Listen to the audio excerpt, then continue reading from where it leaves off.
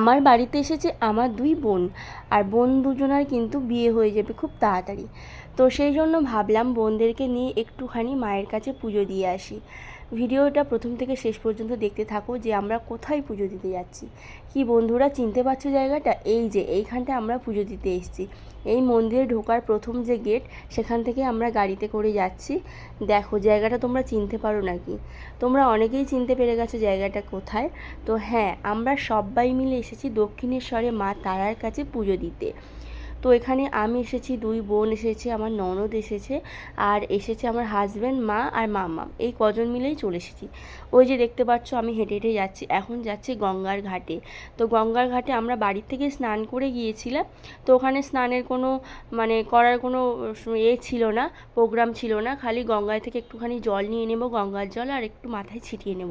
এই যে ছোটো বোন যাচ্ছে, আর প্রথম যেটা দেখলে এই যে আমার মেজো বোন। আর রয়েছে আমার ননদ রয়েছে, যেটা চুড়িদার পরেছিল ওটাই আমার ননদ।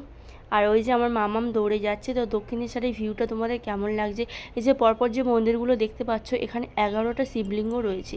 আর এই যে হাওড়ার ব্রিজ দেখা যাচ্ছে, আর গঙ্গা। এখানে আসলেই মন পুরো শান্তি হয়ে যায়। আমার তো যেতেই ইচ্ছা করছিল না, আর আমার থেকে মামামের বেশি থাকতে ইচ্ছা করছিল। ওই যে দেখো আমার হাত ছাড়িয়ে দিয়েও হেঁটে হেঁটে চলে যাচ্ছিলো নিচের দিকে। আমার তো ভয় লাগছিল যে পড়ে যায় নাকি, কিন্তু ও দেখো আমার হাত কিছুতেই ধরতে যাচ্ছিল না। তো এখান থেকে গঙ্গার জলটা একটুখানি নেব, আর সবাই একটুখানি হাত মুখটা ভালো করে গঙ্গায় ধুয়ে নেব। জানি গঙ্গার জল ছেটালে নাকি সবাই পবিত্র হয়ে যায়, আর মায়ের কাছে যাওয়ার আগেই তো সবাইকে পবিত্র হতেই হয়।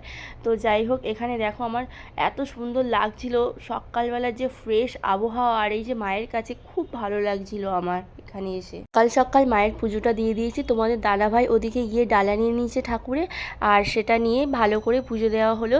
তো কোনো লাইন ছিল না, মাকে এত সুন্দর সামনে থেকে আমাদের দেখলাম যে মন প্রাণ পুরো ভরে গেল।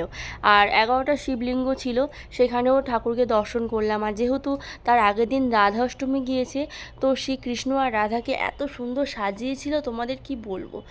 আর মন্দিরের ভিতর তো কোনো ক্যামেরা নিয়ে যাওয়া নিষিদ্ধ রয়েছে। তো সেই জন্য আমি মন্দিরের ভিতরে কোনো ভিডিও করতে পারিনি। আর এই যে চলে এসেছি খাওয়ার জায়গায়।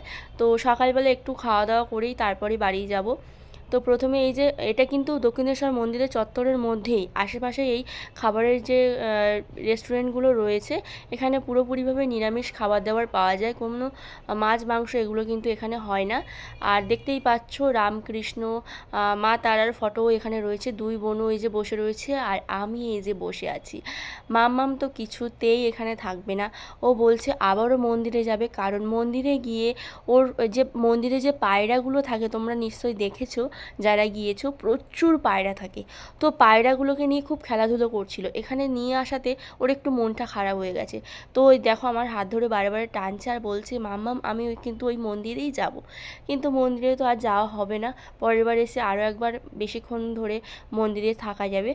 তো এই যে খাবার নিয়ে নিলাম, গরম গরম কচুরি নিয়ে নিচ্ছে, আর এই যে আলুর দম খুব সুন্দর, দেখে তো মনে হচ্ছে খুব সুন্দর টেস্ট। তো দেখা যাক, আমি একটুখানি খেয়ে। এই যে নিরামিষ যে খাবার দাবার, এটা কিন্তু এখানে খুব টেস্টিকর হয়। তোমরা যারা প্রথমবার দক্ষিণেশ্বর যাচ্ছ, কোনো চিন্তা নেই, একদম দক্ষিণেশ্বরের মন্দিরের আশেপাশে ওই এরিয়ার মধ্যেই কিন্তু প্রচুর খাবারের দোকান রয়েছে, ডালার দোকান রয়েছে। তো কোনো সমস্যা নেই। এই যে সবাই মিলে আমরা টেবিলে খেতে বসে গিয়েছি। এই যে দুই বোনও বসে রয়েছে খাচ্ছে, আমি এই যে খাচ্ছি আমার হাজব্যান্ডকে সামনে দেখলে। তো সবাই মোটামুটি খাওয়া হচ্ছে, আর খুব টেস্টি ছিল কচুরিটা, খুব ভালো লেগেছিল খেতে। সামনেই বসে রয়েছে আমার ননদ আর মা, ওদের খাওয়া হয়ে গিয়েছে। এরপর খাওয়া দাওয়ার পর একটুখানি বাইরের দিকে আসলাম হাঁটতে হাঁটতে, আর ওই যে তোমাদের দাদা ভাই ওখানে আইসক্রিম খাওয়া শুরু করে দিয়েছে মাম্মামকে না দেখিয়ে। এই যে বোনও বলছে আমাদেরকে কেমন লাগছে একটুখানি দেখা। তো আর কয়েকদিন পরেই ওদের বিয়ে হয়ে যাবে।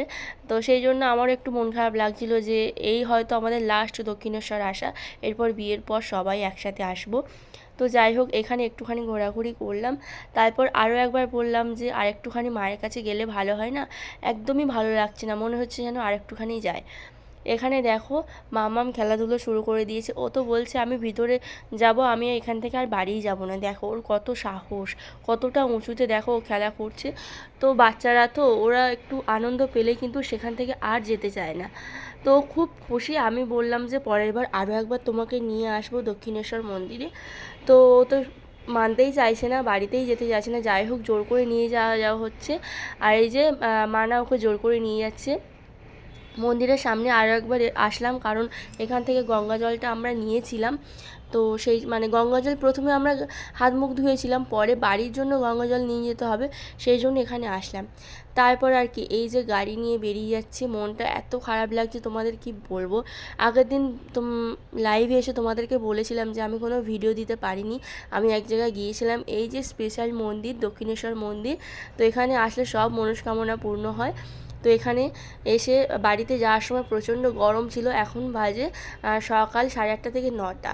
সববার তো পুজো দেওয়া হয়ে গেছে, গাড়ির মধ্যে বসে রয়েছে। আর মামাম এত ঘেমে যাচ্ছিল, ওর জামাটা একটুখানি খুলে দিয়েছিলাম, প্রচণ্ড ঘেমে যাচ্ছিল। আর বাড়ির কাছাকাছি চলে এসেছি, এসি চলছে, তাও কিন্তু প্রচুর গরম রয়েছে। তো ভিডিওটা কেমন লাগলো অবশ্যই তোমরা কমেন্ট সেকশনে কমেন্ট করে জানিও। আজকের এই পর্যন্ত, টাটা।